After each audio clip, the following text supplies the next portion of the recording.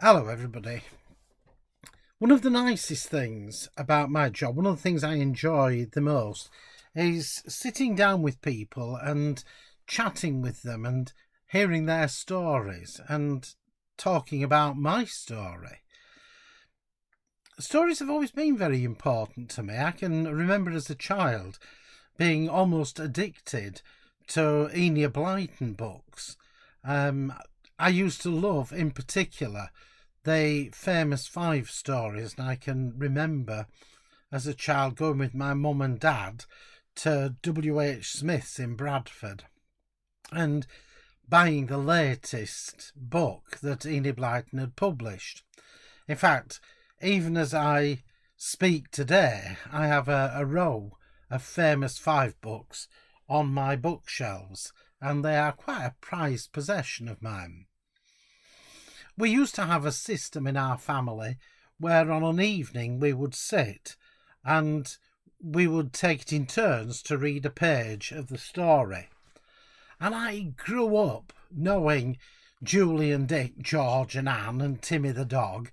They were very real to me, and they were an important part of my childhood. It's interesting because by the time my own children became interested in stories, we had moved on to the likes of J.K. Rowling and the Harry Potter stories. And even today, my grandson is now enjoying Harry Potter. I've got to confess, I possibly enjoy more true-to-life stories than make-believe.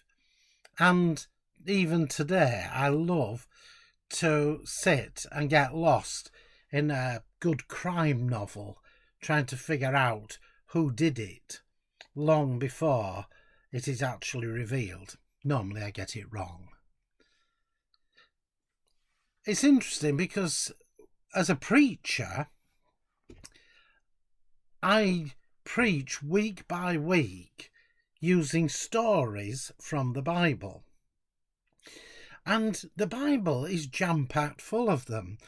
I heard that somebody asked fairly recently, somebody who wasn't from a church background and had been to a family-style service that had been based on a story from the Old Testament, said, I enjoyed that story. Are there any other good stories in the Bible? And my answer to that is, it's absolutely jam-packed full of them. And as we look through the Old Testament, we hear some of the most wonderful and amazing and even frightening at times stories. There are stories that we read that actually bear no resemblance to life today. There are some that seem so far-fetched that they're difficult to believe. But they have a moral to them. There is a reason for telling them. And quite often, the reason is as interesting as the story itself. And you see, Jesus was the great storyteller. We only need to say something like, a man was once walking down from Jerusalem to Jericho, and our mind is immediately switched on. And for a lot of us who've been in church a lot over our lives, will know that the story that's coming is the Good Samaritan. And we don't only remember the story, but we remember the moral message that Jesus was portraying in the story he tells. And in the Bible, in the Gospels, the Gospel is about the story of Jesus. And in the reading that we have in the service today, Jesus uses several parables to try to illustrate something about what the kingdom of heaven is like. He recognizes the wisdom of using stories to teach lessons. And because of that, quite often in our services today, there are those of us who will use illustrations. And I find myself travelling around and thinking, that'll make a good sermon. And we seem to quite often start with the story.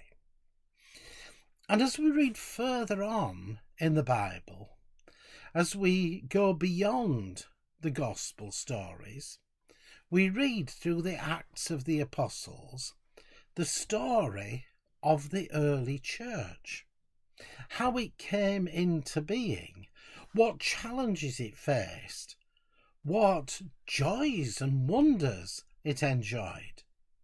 We read through the story, right through from the beginning of the book of Acts to the book of the Revelation, and the story is revealed to us. I often think it's a pity that the Bible finished when it did, because there's the best part of 2,000 years of story that have gone on since the time of the early church. There's 2,000 years of different shifts, different challenges, different ways that the church has learned to express itself. New denominations have emerged. Fresh expressions was the trend a few years ago. And the wonderful thing is that today we are part of that story. We are part of the story that continues to be revealed in the church and in the world today.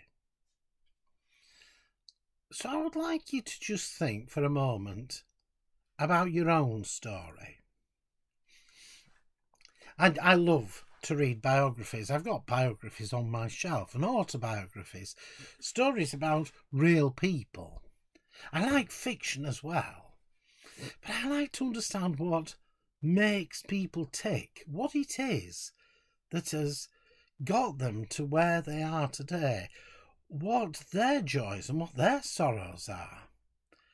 And the only people we tend to read about are the rich and the famous and the influential and the powerful. But the story of ordinary people is fascinating.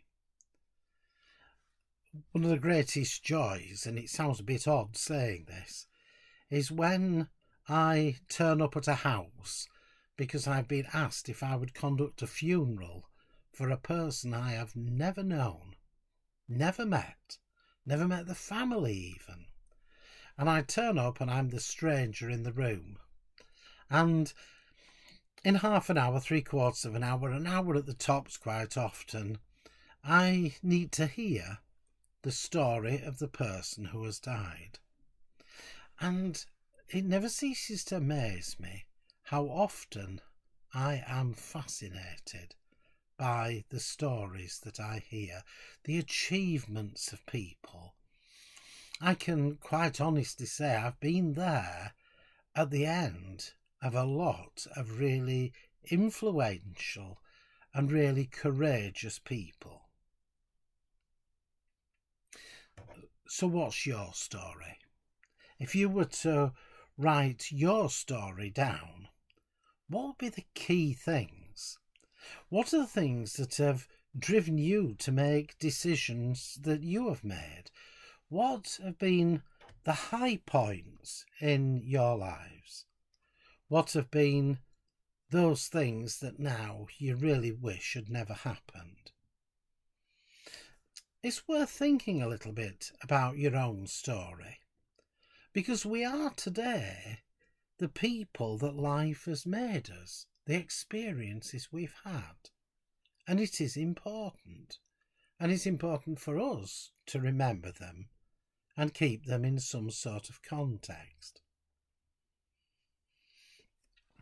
How often do you really sit and listen to the stories of other people?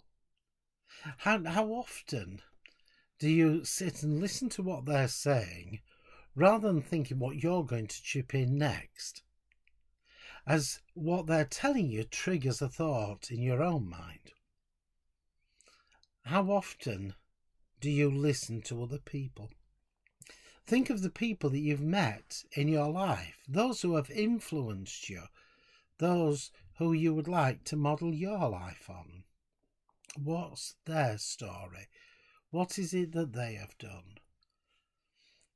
And finally, think about your favourite Bible stories.